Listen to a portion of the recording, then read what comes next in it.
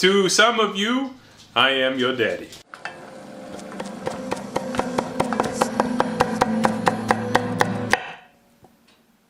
Hi, I'm Phil. Welcome to Pretty Good Cooking. Pretty good. Tonight on the show, I'm gonna make a dinner. We're gonna make a whole pork tenderloin, not to be confused with a pork loin. Pork tenderloin is much smaller. It's usually 1 to 2 pounds versus the loin, which is like that big fat, you know, it's probably like 5 or 6 pounds, something like that. With that, I'm gonna make some Yukon? Are these Yukon potatoes? No, I'm gonna make gold mashed potatoes. I'm gonna make some country style green beans, and I'm gonna serve that pork with a sous vide sauce, and I'm gonna doctor it up. Let's get started. Here I am, sipping out of my latest addition to our glassware collection, which my mother got for me. And you can't see it too well with this particular drink, but for those in the back who have to squint, it says Daddy's Sippy Cup. Thanks, Mom. All right, let's begin. Let's start with our potatoes, just to get those out of the way. So I've got some potatoes here. This is 1/3 of a 5-pound bag, so it's probably like 2-ish pounds, maybe 1.5 pounds to be light, but it's 6 potatoes. And I will comment that one of the nice things about using gold potatoes for your mash is that you don't gotta peel them. The peel on these kinds of potatoes is very, very light and delicate. Potatoes have a lot of nutrition in the peel, so you can have your textural quality without sacrificing nutrition. Not that anybody's eating mashed potatoes for the nutrition, but I did just want to point that out. If you are eating mashed potatoes for the nutrition, please let us know how that's working out for you in the comments below. I'm curious to know. When I make mashed potatoes, I do slices. And that's because when I was working at the restaurant, the old chef told me this is how we do it. The shape of them, when you push them together with that masher, when they're in this shape, makes for a nice texture of mashed potato. Actually, I'm gonna just get them in water, and I'm actually not gonna cook them for a little bit. I'm just gonna like set them to the side. If you can do things in an order that reduces the amount of work you have to do, that's called business efficiency. Where's my dog? Okay, so country style green beans. Let's get those rolling. Okay, I got a Dutch oven here because I'm making a lot of beans today. I'm gonna get that heated up over medium heat. I just minced about 1/4 of an onion. I need some garlic. I really like these style of green beans. I think that they get a bad rap. I think they're quite delicious. So that's 2 cloves of garlic.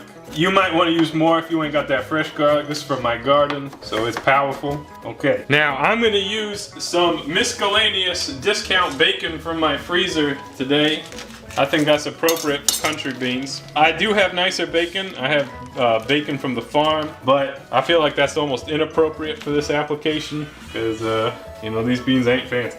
And also, I'm just realizing that I grabbed 4 slices of bacon. That's way too much bacon. So what we're gonna do is we're gonna mince up that bacon. I usually try to get a dice that is somewhat similar to the onions, but of course you can do whatever you want. And this is the first thing we're gonna slap in that pot. It is the bacon. I actually had no plans. I had no plans to make this many green beans. But I went to the store and I found that $3.09 for 2 pounds of green beans. It's a big deal. Says so right there on the bag. These green beans, that's just your regular old green beans. Ain't nothing really to talk about there. Let's let those hang out in some water. First step is to render that bacon. Now let me ask you a question, John. Do you think that's enough bacon? It looks like you could add a little bit more. A good answer. All right, let me grab the other half of those 4 slices of bacon. You know, when John knows what's right, he knows what's right. He's got good convictions. Okay, now for real, I'm gonna clean up a little bit. We'll be right back. All right, so a sous vide sauce, as a reminder, in the case that we've done it before, and as new knowledge in the case that we haven't done it before, is an onion sauce. And there's lots of different ways that it can be made. At its most basic, which is what we will be starting with today, is essentially onions that have been cooked down, but you're basically trying to avoid caramelization, and then that sauce is thickened, typically with cream. So it's just butter, onions, and cream, and then maybe a little bit of seasoning. Here I have 2 large white onions, which I thought I finished peeling, but of course, as you can see, I jumped the gun a little bit there. And then we are going to heat up a pan over here on low heat. Maybe we'll start on medium heat. I'm gonna add 3 tablespoons of butter. 1, 2, 3. Hey, I don't know if you know this, but this stick of butter is not labeled for retail sale.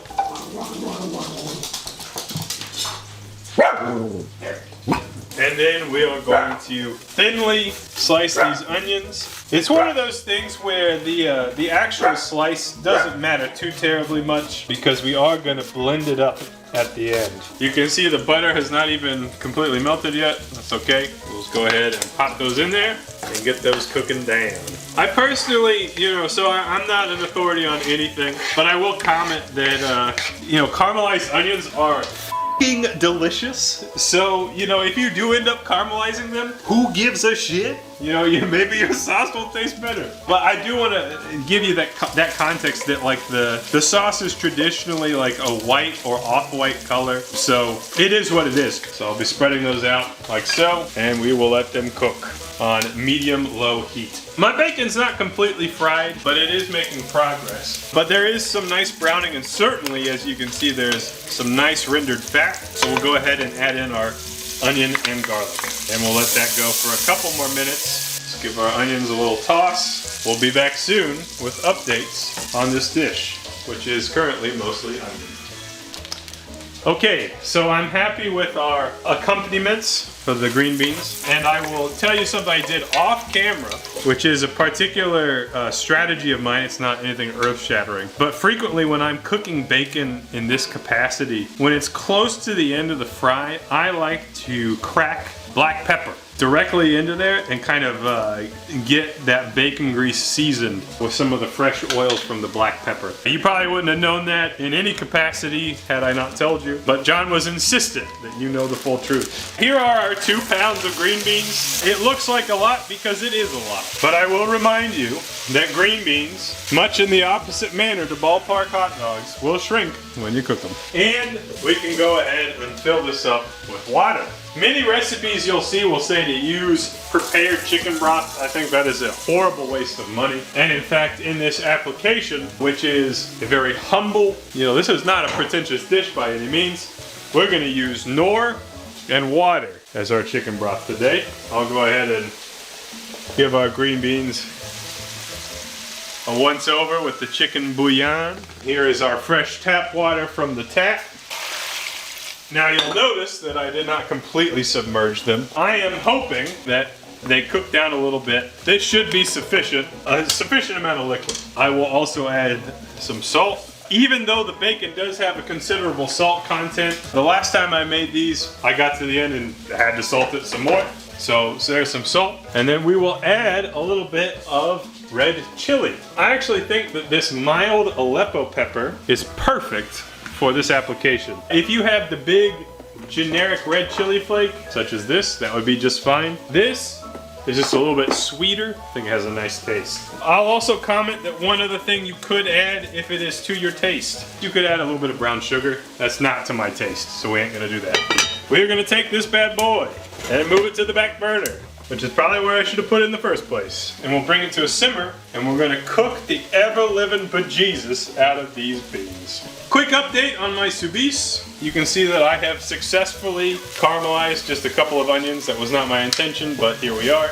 And I will, I'll caramelize even more than I thought. I will comment now, what's the worst that's gonna happen? It's just gonna taste a little better. I know like the whole nation of France is like, nope, throw it out.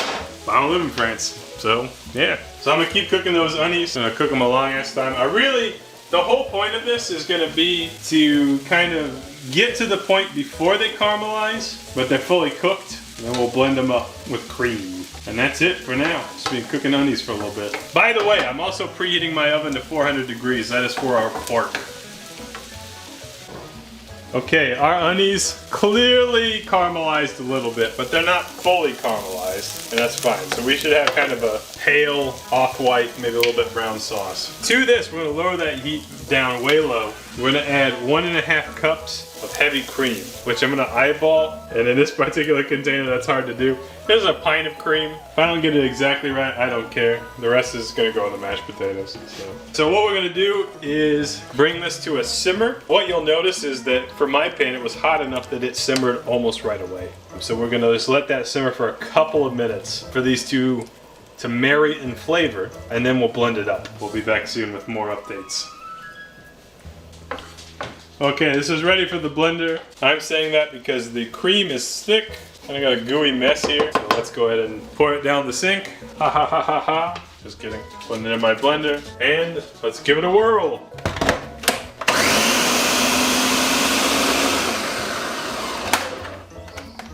When you do that with a very hot liquid, inevitably there's a little bit of a vacuum created. Oh, it smells so good. So my initial comment would be that this is really, really thick, just like all of your mother's. Depending on how your blender blends things, it might be a little different for you. But I want that thick sauce. Keep it unfiltered. This is very thick. Very thick. Too thick? No, definitely not too thick. No such thing. And we can start seasoning it. So the first thing that I think this definitely needs is salt. Tastes real weird without the salt. So we'll go ahead and add some salt. Add a little bit more salt. White pepper would be a very welcome addition to this. We just have that little bit of white pepper. And again, you know, this is chunky in its current form, but I think that'll be really, really nice as a finishing sauce for our pork. More salt. It's so wonderfully oniony, which is a really, really nice flavor. Just as it is right now. Almost on any meat, this would be incredible.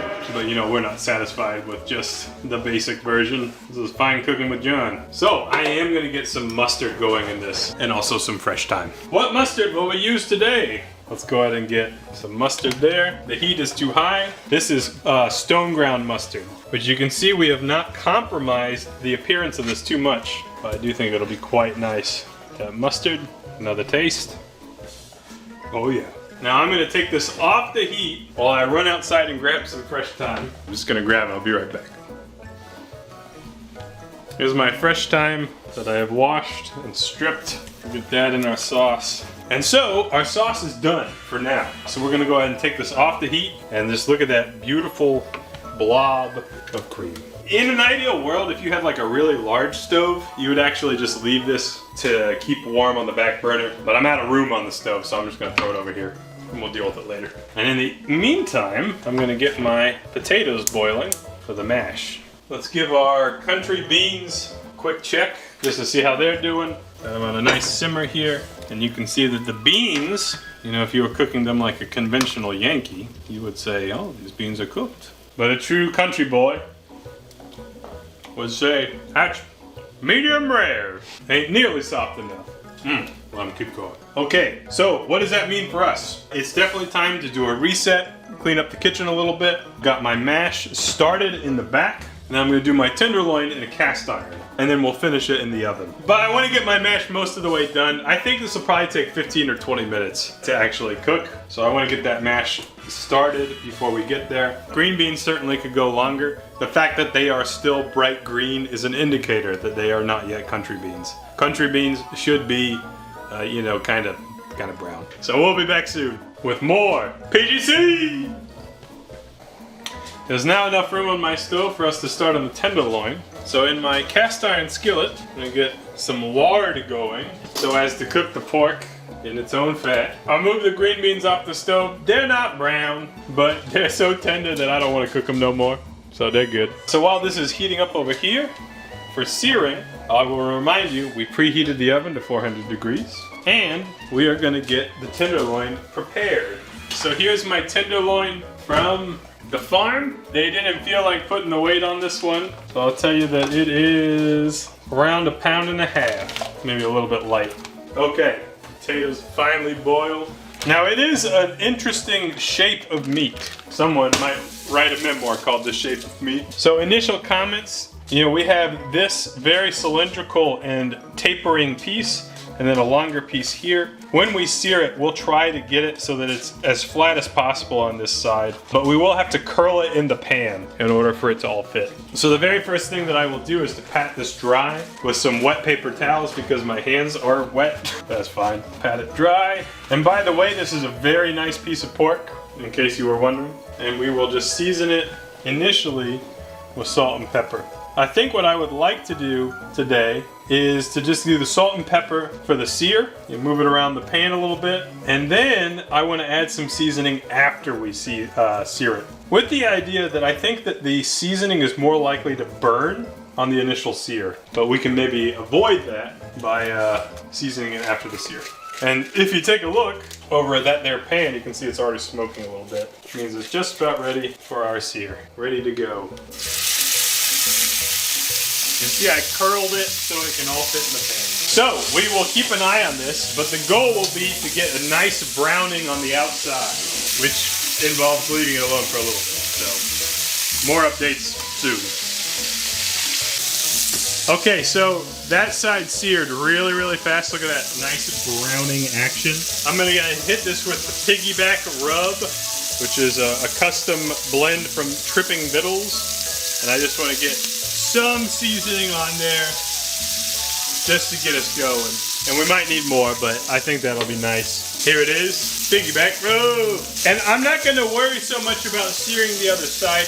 We could really get sweaty about rolling this around, but I think two sides is fine. The bottom side will sear just fine. And we'll go ahead and slip that into the oven for baking. We'll go ahead and set the timer for 15 minutes just to give it a check on the temp and see where we are shortly after that. The potatoes continue to boil and they're not cooked.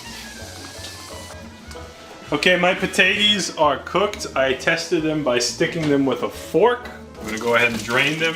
And to make these taste nice, we will add all kinds of unhealthy things. So we're gonna add some butter. This is probably 3 tablespoons of butter. And we will definitely add some cream. Will it be the rest of the cream? Who can say? That was not the rest of the cream yet, but we'll find out. I'm gonna go ahead and slap this with Not Your Mama's garlic seasoning, also by Tripping Vittles, which is basically garlic salt with some onion and white pepper, which are kind of the things I would put in this anyways. So I think that'll be quite nice. And we will get to mashing. And that's mashing up real nice. I don't think we need more cream, so I'm gonna have a little bit of leftover cream. That's okay. Mash to your heart's content. I like mine with a little bit of chunk. But you can see that it's quickly becoming something with not too much chunk. There are our potatoes today. Just a very simple mashed potato. We'll give it a quick taste to make sure that it's what we want it to taste like. Delicious, but needs salt. The primary flavor is definitely that garlic seasoning. Really shines in this context. Better mix that up. And like just about everything else, we'll set this aside before our final plating. We're almost done. We're just waiting on that pork. Finished cooking. Based on the timer, it looks like it's probably about halfway done. We will check that here very shortly. Let's just see what we're working with here as our pork. In this modern age, there's really no need to do any guesswork. So let's take a look at how the middle's doing. The middle of the thickest part is at around 125, which is a little bit on the rare side for pork. 120 and a little bit. Okay, so one of the nice things actually for an irregularly shaped piece of meat is that we will have different degrees of doneness. So, if you have someone in your family who is afraid of pink pork and has a small brain, we'll give them a little bit of that tail edge, which is more done. We're gonna be shooting for roughly 135, maybe 140, which is the temperature at which you would pull it to get to 145, which is the FDA recommended temperature to cook your pork to. That should still have some pink in it. So I'll go ahead and stop the timer because this is almost ready to go. Get into that home stretch. It's gonna be delicious.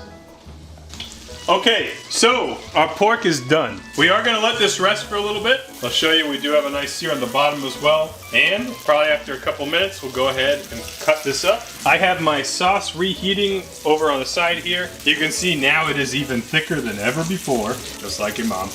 But that's okay, that's all right. Still gonna be good. And I'm happy with that, I'm happy with that. So just a couple more minutes, I cook the pork, I plate the food. Almost done. I can't wait to eat this, it's gonna be so good. Our pork is nice and rested, so let's carve that into medallions. We will start on the tail end. You can carve this how you like, but here's our first one. And look at that. This is a beautiful, medium well done pork.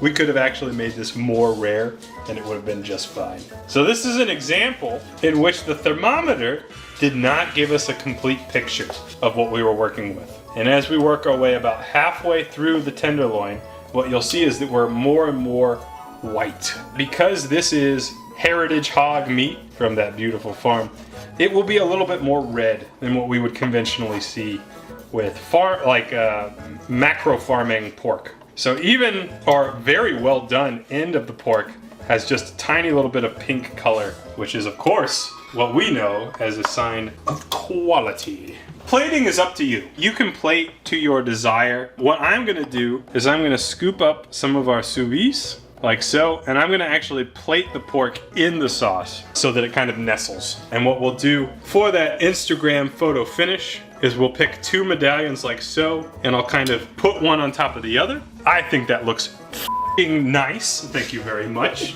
And we'll even garnish it with a little bit of homegrown chives, which will give us kind of that professional looking, except for that whatever the f that plastic looking thing was. We'll scoop up some of our mashed potatoes, like so. And of course you can add more or less to your plate. I'm trying to make this plate look a little nicer, so bear that in mind in terms of portion. And we'll finish with our country green beans, which if you would like to translate that into French, we could say it in French and people would be like, oh, that's fancy. But we know it's not. It's not at all. There are wonderful green beans. And there is our very fancy dinner, which I'm very excited to eat.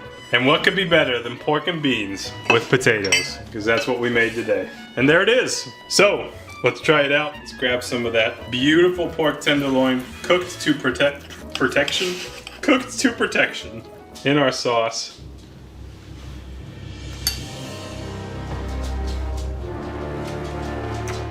It's sublime. And I'll try a little potatoes and some greenest beanis. I am a really happy camper. I can't wait to slam this and probably have a whole nother plate. I kind of think everything needs more salt, but that's why God put salt shakers on the table. So just salt your food to your liking. This is definitely an example of I had no recipe in mind for tonight. I just wanted to cook this good food. So chalk another dub up for me, because that's an absolute win. We'll see you next time on PGC. God bless you and your family. See you next time. That's how you do it. See ya!